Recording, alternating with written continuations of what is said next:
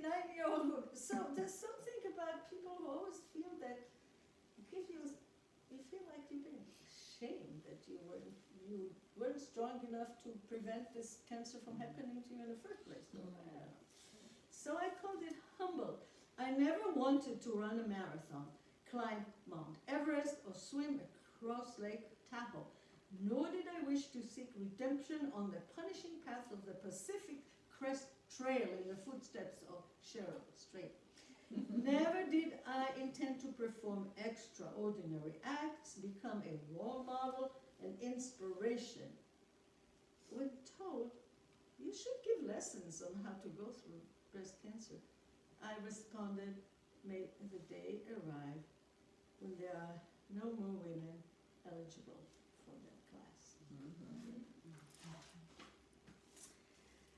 So when I turned 80, I thought, we all remember how there was a time when we couldn't wait to grow up. Ode to 80. I couldn't wait to grow up, to pass the final tests, to graduate, to leave my parents' house, to live alone. I could not wait for the end of my military service, admitted to the art academy. I couldn't wait to set my eyes on Paris for the first time, view a Vermeer's Milkmaid in Amsterdam. I couldn't wait to pass the driving test and take my new boyfriend for a romantic ride. I couldn't wait, I really couldn't wait to get my period, which was already late. I couldn't wait to be a bride, to see how the wedding pictures came out. I couldn't wait for the lab to call back and have their frogs confirm I will become a mom. When I was 10, I couldn't wait to be much older. 70 years later, the wait is over.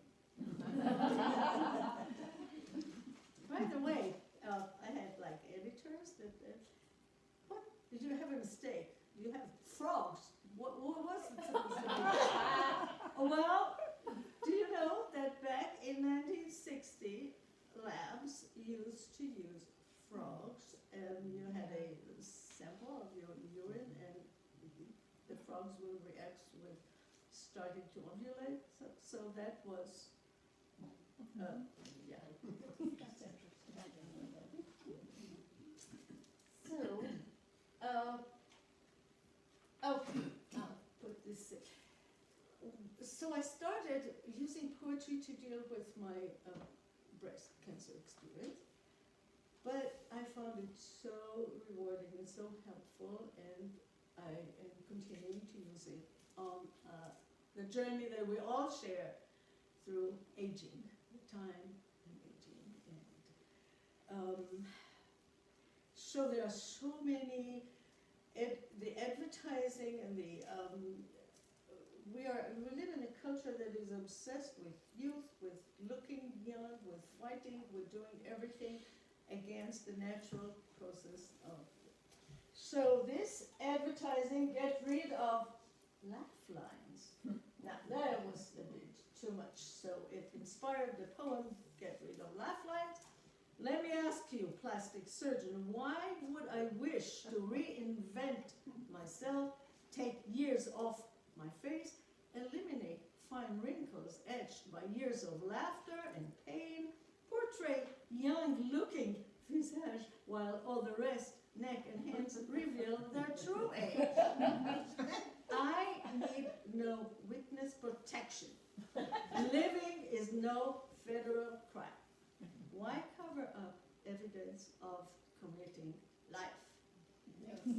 And by the way, there was an article in the New York Times about how now,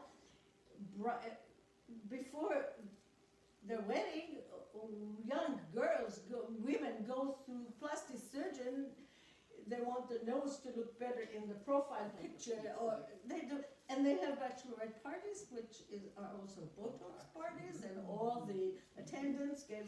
So readers, and then on the digital edition of the New York Times, readers can send their comments. And I sent that poem, and it was published as part of the comments. So now I was published on not in the Sunday literary magazine, but in the comments nonetheless.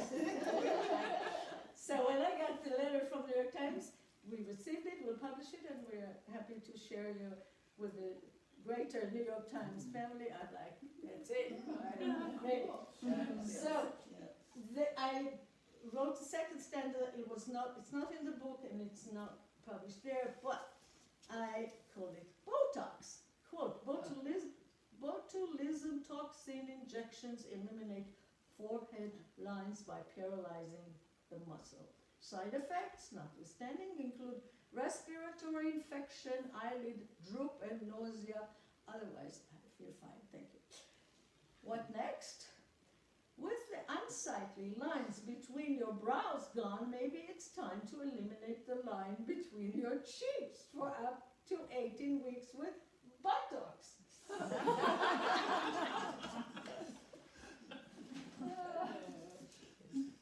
Friends, this is a poem, a tale of a lifelong friendship. For as long as I can remember, you and I have always been together, inseparable. My friend, for many years, I may have taken you for granted. Still, I was so sure you'll always be there for me, my friend, my body. Why did you betray me? Why are you hurting me? I thought you were my body, my one and only body.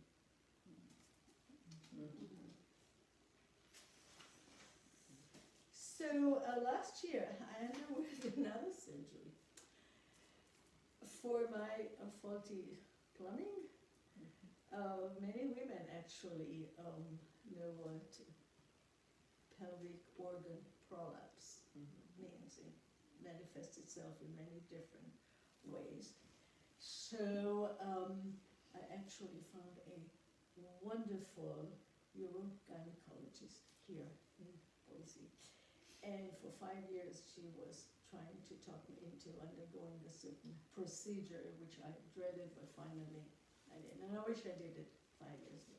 So, of course, it inspired a poem, which I originally titled The Unmaking of a Woman, because of the type of procedure that it is. And she said, would you consider changing the title to The Remaking of a Woman? Because I think you will be so happy. Of course, I had to do it because I was, and also I thought, how often is your gynecologist also your poetry editor? So I changed it and I titled it Remaking of a Woman, and it is in my book, but not the edit stanza, which I share with you. So Remaking of a Woman, decades have passed since I could create a new life. Now, when even the fruit of my womb had already multiplied, I am left with the daunting task of helping my body survive. Breasts long gone, along with fallopian tubes and the neighboring ovaries. Now they're after the organ defining me a woman. But I am determined to prove, no matter what else is removed, I will remain more than the sum of my missing parts. So the procedure, don't Google it, please. It's called colpoclasis. With chest devoid of breasts and the sad effect of prolapse evoking a scrotum, all I miss is a penis and some hair on my face to complete the transition to the other gender.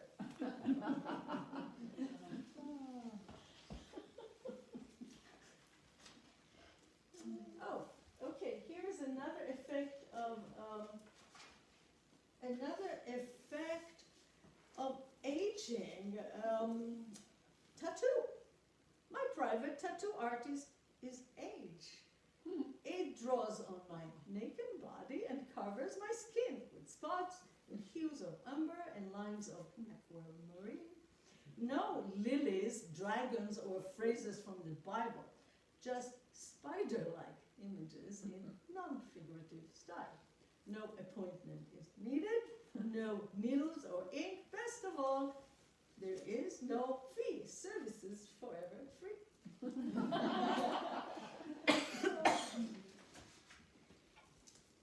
And morning prayer. We come to the end, and I was inspired by my mother. My mother was very beautiful. Sadly, she felt that this was all she had, her main, her most important. So from a very early age, she felt that she was beginning to lose it. She was constantly looking in the mirror and bemoaning the loss that she already. So from age 30 to age 90, she spent 60 years just bemoaning. And I was determined to do the opposite. No, I am. So this is my morning prayer. Every morning when I look at the mirror, this is what I say to myself.